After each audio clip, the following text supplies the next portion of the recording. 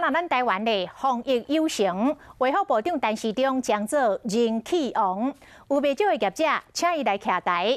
早起，阿中部长就带着防疫五月天去看电影，要用行动来支持电影的业者。有距离的话，就尽量吃，不会吃以前要手拿的话，请先洗洗手。 莫其他的爆米香，讲要遮进前嘛是爱先洗手。解封后，陈时中部长甲防疫五月天，咱咧踏入电影院轻松一个，嘛为影城来冲人气。电影是一种生活艺术，那在抗疫的时候，若有这样的一个元素加进来，我们的心理就会更健全，更有力量来对抗我们生理上的一些病毒。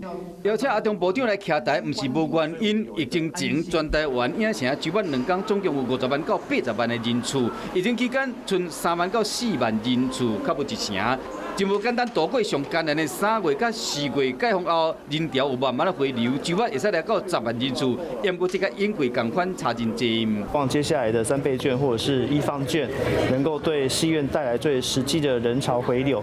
那当然，我们也是希望说7月份的这些好莱坞的大片，它确定档期之后，观影的热情它就会燃烧起来。疫情期间拍拼防疫，解封后提振经济，问到健保敢要起？怎么看？现在都在讨论中。但是中部想要起讲，看来部长后一步嘛真歹行。